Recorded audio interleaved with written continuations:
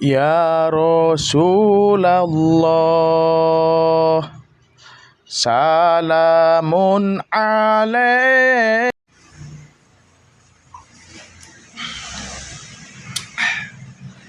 Assalamualaikum warahmatullahi wabarakatuh.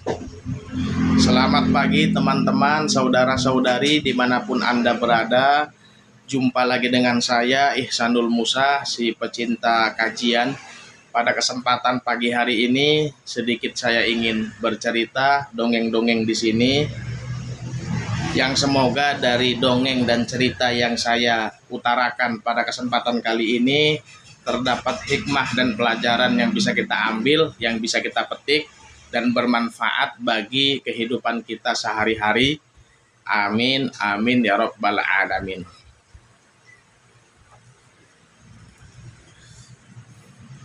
Jadi teman-teman, yang namanya kajian itu, yang namanya pola pikir, pemahaman tentang kajian-kajian yang bermanfaat bisa kita praktekkan dalam kehidupan kita sehari-hari.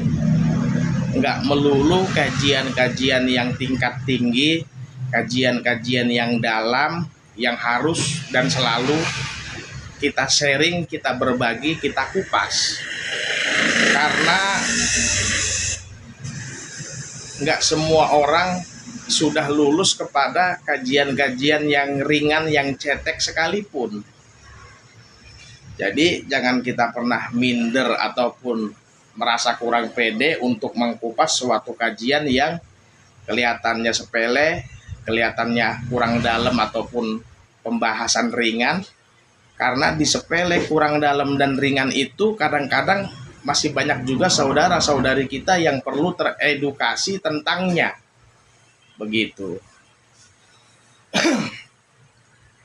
Karena termaksud pada kesempatan kali ini saya anggap kajian cetek, kajian ringan, tapi tetap saya akan ingin sedikit bahas karena saya suka menjumpai di kehidupan nyata teman-teman saya pada prakteknya di lapangan. Terhadap kajian yang ringan ini pun belum tentu sudah pada lulus, belum tentu sudah mampu mempraktekkannya dalam kehidupan sehari-hari. Begitu teman-teman ya.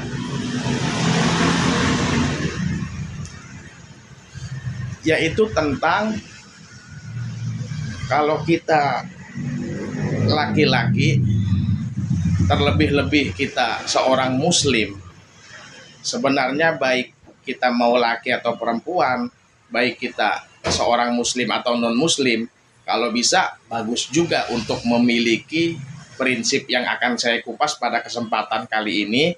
Tapi terlebih-lebih kita laki-laki, terlebih-lebih kita pribadi muslim, sangat harus dan wajib memiliki prinsip cetek yang mungkin dianggap cetek yang akan saya bahas pada kesempatan kali ini, yaitu tentang nyali mental, keberanian bagi seorang muslim, terlebih laki-laki, itu harus kuat, harus tinggi, harus gede. Jadi saya nggak sok-sok pakai bahasa intelek, karena saya bukan orang intelek. Mungkin saya orang intelek, tah tele ayam, tah tele bebek, kan begitu. Bahwasanya nyali mental, keberanian itu harus tinggi, harus kuat, harus gede, sepanjang kita di jalur yang benar. Karena sungguh kasihan seorang laki-laki, apalagi sudah dewasa, apalagi sudah berumah tangga, kalau nyalinya, mentalnya penakut, pengecut, sungguh kasihan. Akan mudah dan akan bisa diintimidasi oleh seseorang, yang orang yang mengintimidasi dia ini belum tentu orang yang baik, belum tentu orang yang benar. Ada orang yang mengintimidasi kita demi keuntungan dia pribadi aja, padahal sedikit banyak merugikan bagi kita yang diintimidasi olehnya. Jadi jangan jadi penakut, jangan nyalinya kecil, jangan mentalnya lemah, karena untuk membackingi diri kita sendiri, terlebih-lebih kita laki-laki yang mungkin ke depan next punya anak dan istri yang perlu kita lindungi. Jangan cemen dah, bahasa bocahnya begitu, karena sangat memungkinkan suatu saat kita bertemu oleh orang zolim yang bisa mengintimidasi kita, menzolimi kita, enak di dia, rugi di kita. Maka saya bilang tadi di awal, ini kajian cetek kan.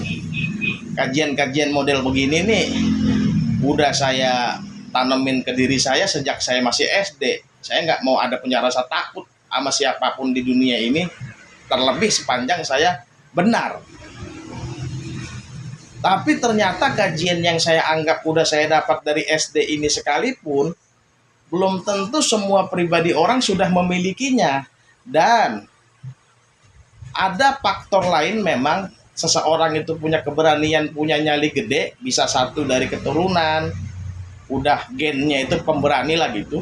Tapi bagi orang-orang yang secara natural nyalinya kecil, secara dari sononya, setelan pabriknya, nyalinya cemen, itu bisa diasah, itu bisa dikembangkan, itu bisa dijadikan orang tersebut nyalinya gede, mentalnya kuat, dengan pemahaman-pemahaman, dengan mindset-mindset yang bisa kita sharing, yang bisa kita tanamkan kepada teman-teman, saudara-saudara kita yang kebetulan kasar ngomongnya nyalinya kecil. Bisa kok dirubah, bisa kok diasah. Jadi jangan berkecil hati bagi orang yang cemen, yang nyalinya kecil, ingin punya nyali gede agar dalam hidup ini kita tidak bisa diintimidasi oleh siapapun, bisa diasah. Salah satunya dengan menyimak barangkali video saya ini, karena saya akan membakar semangat orang-orang yang nyalinya cemen, yang nyalinya ciut kecil, dalam berhadapan oleh seseorang dengan masalah apapun, padahal dia nggak salah. Dengan catatan kita jangan salah. Kalau kita salah, walaupun nyali kita gede, mending takut aja dah. Karena kita jangan jadi biang kerok, jangan jadi reman, jangan jadi kita yang mengintimidasi orang mentang-mentang kita pemberani, kan nggak boleh juga. Begitu. Jadi sebelum saya masuk ke inti pembahasan ini, sekali lagi saya bilang, ada waktunya saya membahas kajian-kajian yang dalam, kajian-kajian yang tingkat tinggi, tapi juga ada waktunya saya membahas kajian-kajian yang mungkin dianggap cetek oleh banyak orang, dianggap kajian ringan, kajian bocah oleh banyak orang, karena yang dianggap cetek dan ringan itu pun belum tentu orang-orang yang sudah dewasa sudah lulus terhadap hal-hal yang dianggap cetek ini, kan gitu. Contoh, ini contoh doang nih. Contoh-contoh yang saya pribadi mengalaminya. Saya hendak mau diintimidasi oleh seseorang, tapi karena saya melawan, karena saya gas balik, akhirnya hubungan antara saya dengan dia setara, baik-baik saja, tidak ada ketimpangan. Dia tidak bisa semena-mena oleh saya karena saya lawan, sepanjang saya nggak salah, kan begitu. Ini mah contoh kecil aja. Saya kan tukang bekam panggilan, tukang urut, pijat urut, dan bekam panggilan door to door ke rumah-rumah orang. Di samping itu, di tempat saya tinggal, saya punya warung sembako, warung kelontong, ya kecil-kecilan lah. Kayak warung ecer, warung-warung teman-teman kita Madura. Jadi dalam kehidupan sehari-hari, singkat kata, saya punya dua kesibukan, yaitu bekam dan dagang. Karena saya punya dua kesibukan ini, kepada seluruh langganan bekam saya, selalu saya bicarakan, selalu saya ingatkan kepada mereka bahwasannya ketika bapak-bapak, abang-abang, mas-mas pada mau bekam sama saya, tolong kabarin saya sehari sebelumnya. Jadi seumpama ada orang mau bekam hari Minggu, tolong kabarin saya, istilahnya booking saya dari hari Sabtu. Kita harus janjian dulu. Jangan besok Minggu jam 12 mau dibekam umpama, baru besok Minggu jam 12 juga dia nelpon. Khawatir saya udah janji ke tempat lain, udah bekam ke daerah lain, atau saya punya kesibukan lain, kalau dikabarinnya dadakan, paham ya? Jadi kepada seluruh langganan bekam saya itu saya selalu minta, selalu saya bicarakan dari hati ke hati agar kalau mau manggil bekam, kabarin sehari sebelumnya ya.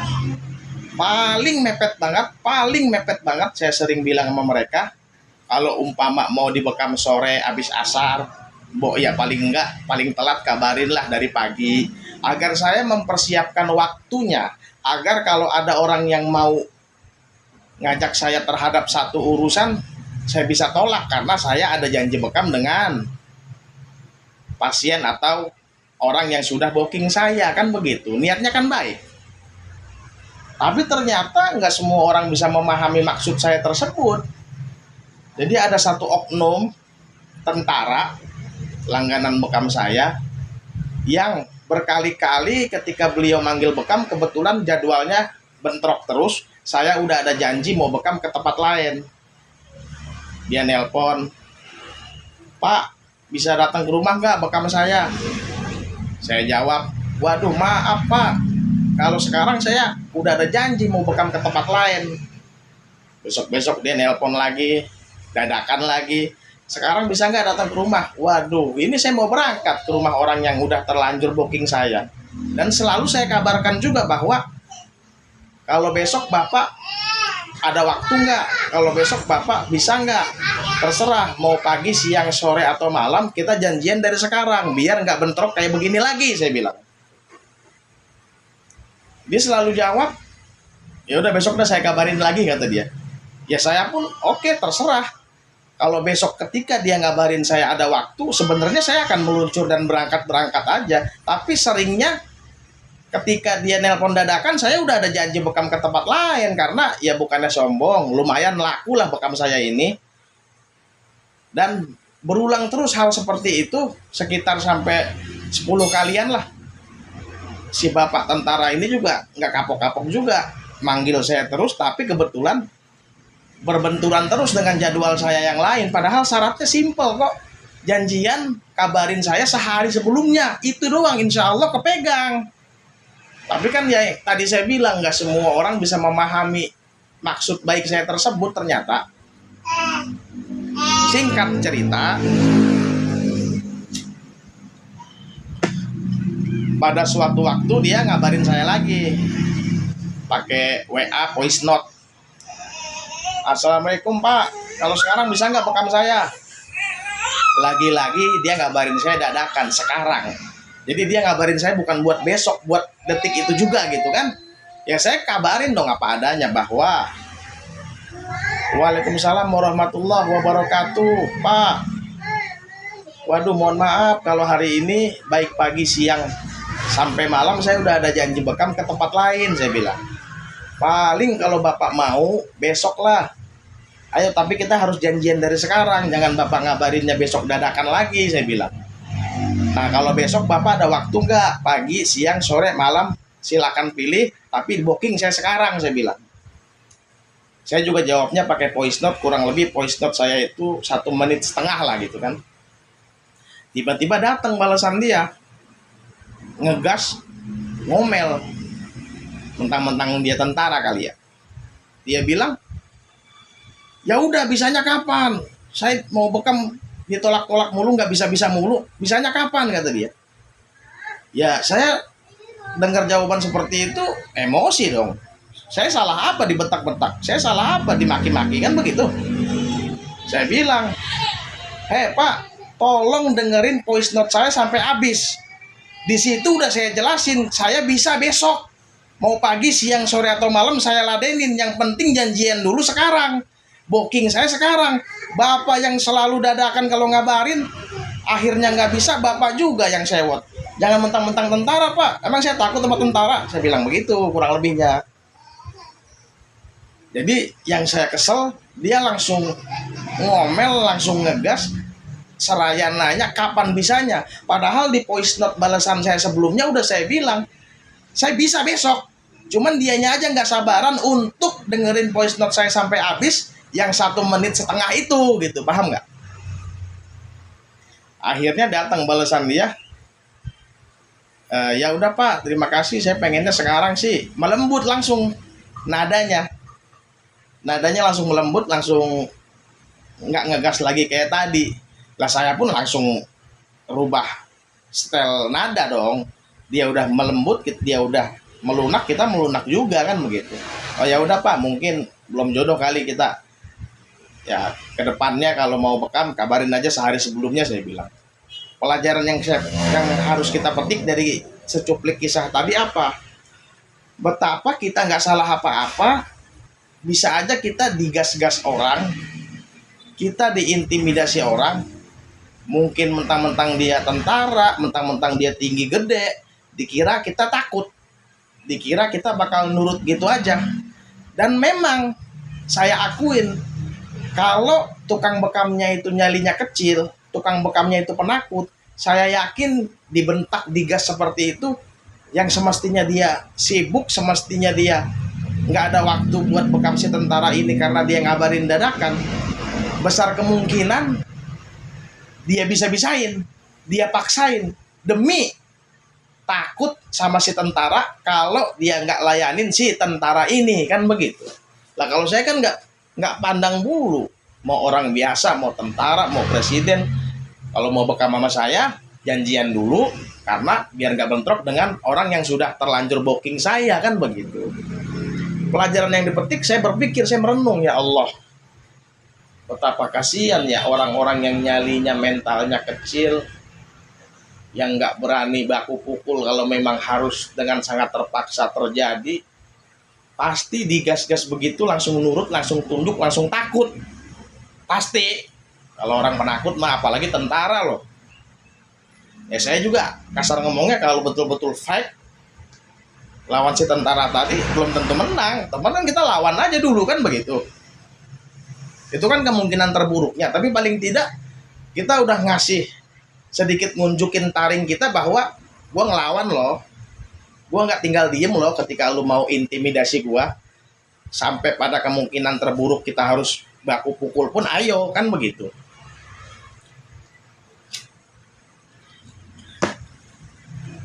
Jangan pernah kita mau diintimidasi orang. Pun ketika nyali kita gede, jangan pernah kita mengintimidasi orang. Nggak benar itu, nggak boleh, kan begitu. Pakailah fasilitas anugerah dari Allah tentang nyali dan mental kuat, mental baja, nyali gede itu kepada hal-hal yang benar, hal-hal yang hak, hal-hal yang positif, bukan buat hal-hal yang negatif merugikan orang lain, kan begitu.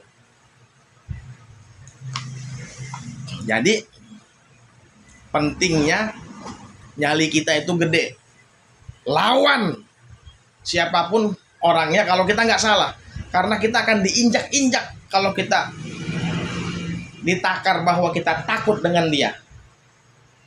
Karena nggak semua orang bernyali gede itu baik hati orangnya. Ada orang nyali gede, ada orang pemberani, banyak, tapi hatinya baik. Dia nggak mau nyari gara-gara sama orang, dia nggak mau ngusik orang, padahal dia pemberani, banyak. Tapi kan ternyata ada juga orang-orang yang sok-sok ngegas orang padahal dia yang salah. Orang-orang yang sok-sok mau intimidasi orang padahal dia yang keblinger, nggak benar gitu loh. Ada satu kisah lagi. Teman saya, teman akrab. Namanya saya samarkan aja lah ya. Kita panggil aja namanya Fulan. Si Fulan ini seorang tukang nasi goreng. Dia dagang di depan gerbang perumahan sudah kurang lebih ketika itu 8 tahun lamanya. Lalu di dekat dia dagang nasi goreng ada buka tukang martabak. Tukang martabak ini masih bocah, usia 19 tahun, cuman bocahnya ini bocah bangor. 19 tahun, bujangan, tiap hari mabok mulu. Sambil dagang pun dia mabok, sambil jualan martabak. Di situ pasti ada minuman keras buat menemani dia dagang. Ini menurut cerita teman saya si Fulan ya. Teman saya si Fulan ini usianya udah 38 tahun, anaknya udah 2. Pertama dia menang dari segi usia, dia udah 38 tahun. Tetangganya si martabak baru 19 tahun. Kedua dia menang dari segi senior, dia lebih lama di situ. Udah 8 tahun dia dagang di situ. Si tukang martabak mah baru sebulan itu. Lalu juga yang ketiga, si tukang nasi goreng ini punya sendiri, walaupun lapak nasi goreng kecil-kecilan tapi dia punya sendiri. Kalau si tukang martabak itu anak buah orang, setoran. Pokoknya singkat kata dari segala aspek teman saya ini menang lah dibanding tetangganya yang baru buka ini, kan begitu. Tapi karena teman saya si Fulan ini maaf nyalinya kecil, penakut, pengecut, kasihan saya dengernya. Dia ngadu sama saya, dia cerita sama saya. Dia bilang, dia manggil saya Kang, Akang. Saya pun manggil beliau Akang, karena jauh tuaan beliau dari saya. Cuman beliau manggil saya Akang mungkin hormatin kali ya.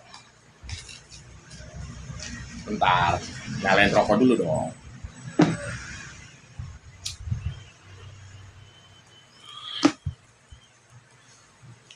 Dia cerita sama saya, kata Fulan teman saya ini, Kang, ada yang dagang martabak di sebelah saya. Kemarin saya tegur lembut, saya tegur pelan-pelan katanya. Gara-garanya emang apa, Kang? Kata saya kan. Nah, kata si Fulan, gara-garanya dia selalu manggil saya kan anjing. Jing, nasi goreng 1 jing. Jing, tolong nukerin duit jing buat kembalian orang beli. Jing, beli kopi nyonjing. Jadi bahasa anjing itu kayak bahasa, seakan-akan bahasa akrab antara kedua teman. Ibaratnya kayak bro, kayak cuy, kayak CS, kayak men gitu kan. Nukerin dong coy, nukerin dong bro. Tapi kalau dia anjing bahasanya. Bocah ingusan ini manggil teman saya yang udah tua 38 tahun jing aja gitu kan. Nah, saya mah nggak apa-apa Kang, dia manggil saya anjing, kata teman saya. Cuman masalahnya waktu itu dia saya tegur gara-gara bini saya lagi main ke lapak saya, bantuin saya dagang. Karena bininya nggak selalu tiap hari datang ke lapak nasi gorengnya. Antara lapak nasi goreng dengan tempat tinggal tuh beda kan. Sekali-kali bininya datang ke lapak si Fulan teman saya, bantuin bungkus nasi goreng kalau lagi rame gitu kan. Nah, karena di depan anak istri saya, makanya saya tegur. Saya bilang sama tukang nasi goreng, sama tukang martabak ini, Kang, tolonglah Kang, saya kan nggak pernah marah kalau Akang bilang saya anjing. Tapi kalau ada anak bini saya jangan panggil saya anjing lah, nggak enak saya sama anak bini saya, kedengeran kan nggak enak. Dia cerita sama saya begitu kan. Dia negor si tukang martabak ceritanya tuh. Tukang martabak paham, oh iya anjing. Ntar depan bini lu nggak gue panggil anjing katanya. Lah di situ teman saya si Fulan ini saya omelin. Saya bilang Akang salah. Kenapa Akang negornya cuman gara-gara ketika ada anak bini Akang mungkin merasa malu lah depan anak bini kan, dipanggil anjing begitu. Harusnya dari awal dia manggil anjing langsung tegur bahwasanya lu jangan manggil gua anjing dong, gua punya nama. Terus lu juga masih bocah, gua udah tua, lu masih baru di sini, gua udah lama. Tolonglah saling menghormati. Harusnya begitu Kang, saya bilang. Akang telat negornya ini, tapi walaupun telat tegur lagi saya bilang. Kalau dia masih manggil Akang anjing walaupun gak ada bini Akang, tegur lagi. Saya selaku temennya kan gak terima soalnya kan. Tapi mau sok-sok jadi pahlawan kesiangan ngelabrak si tukang martabak juga kayaknya salah kaprah, urusan apa kan. Jadi saya komporin teman saya ini, saya bakar semangatnya, saya provokasi, dan insya Allah saya yakin itu adalah provokasi yang berpahala. Kayaknya itulah salah satu bentuk provokasi yang berpahala, karena demi menegakkan yang hak, menegakkan keadilan. Ini nggak adil ini. Ada orang yang lebih tua jauh usianya sama dia dipanggil anjing sehari-harinya kan. Saya kompor-komporin, harus lawan Kang. Jangan mau dipanggil anjing. Tegur baik-baik, kalau dia nyolot ajak berantem saya bilang. Bahasa terburuknya, kemungkinan terburuknya kalau dia ngajak ribut, ayo gitu. Akang ini laki-laki loh, harga diri Akang di mana? Karena saya selaku teman kan, selaku teman dekat Pulan, tukang nasi goreng ini, sehingga saya merasa ada sedikit kewajiban lah untuk bela dia dengan cara ngompor-ngomporin biar dia negor si tukang martabak tadi. Singkat cerita, ditegur lah sesuai permintaan saya, sesuai yang saya provokasi ke si Pulan. Ditegur, sampai sekarang hubungannya baik. Dan jadi pelajaran besar bagi teman saya itu. Kedepannya dia kalau ada apa-apa sekarang tipe yang ngelawan, tipe yang nggak mau diinjek-injek, tipe yang nggak mau diintimidasi oleh siapapun dan dimanapun. Karena saya doktrin, saya kompor-komporin bahwa bukan cuman ke tukang nasi, bukan cuman ke tukang martabak itu aja Kang, ke semua orang jangan mau digituin Kang. Jangankan dia tukang martabak masih bocah, andai kata polisi kayak tentara kayak pejabat presiden manggil Akang anjing, jangan diem aja saya bilang. Saya panas-panasin lah kan, karena dia teman dekat saya akrab sama dia. Itulah yang saya maksud bahwa nyali kecil, mental lemah, pengecut, penakut, cemen itu bisa diasah, bisa dilatih dengan cara didoktrin, diceritain kisah-kisah bahwa efek buruknya kalau kita penakut begini. Efek baiknya kalau kita pemberani, kalau kita mental baja dan di jalur yang benar begini gini. Buka pikiran orang tuh, kebuka jadinya. Yang tadinya penakut kayak semacam dicas. Nah, itulah pentingnya kita punya nyali gede, pemberani, mental baja, jangan pengecut. Mau berantem ya ayo berantem. Kalau memang udah nggak ada jalan keluar yang lain, demi mempertahankan harga diri kan begitu. Jadi masih banyak lagi yang bisa saya ceritakan tentang nyali, tentang mental, tentang cemen nggak cemen ini. Tapi saya rasa ini videonya udah panjang. Segini pun cukuplah untuk jadi gambaran, untuk kita petik hikmah dan pelajaran betapa kita jangan pernah takut oleh siapapun, dimanapun, kapanpun, selama kita di jalur yang benar. Agar kita tidak bisa diintimidasi oleh orang, agar kita selalu tidak diinjak-injak oleh orang, dan jangan pernah kita mau mengintimidasi orang kan begitu. Ini kajian ringan, kajian cetek, tapi ternyata sosok bapak-bapak usia 38 tahun sekalipun belum lulus tentang kajian yang cetek ini, yaitu teman saya sendiri. Dan berapa banyak teman saya yang si Pulan ini, Pulan-pulan di luar sono yang lainnya, yang dengan dalih ialah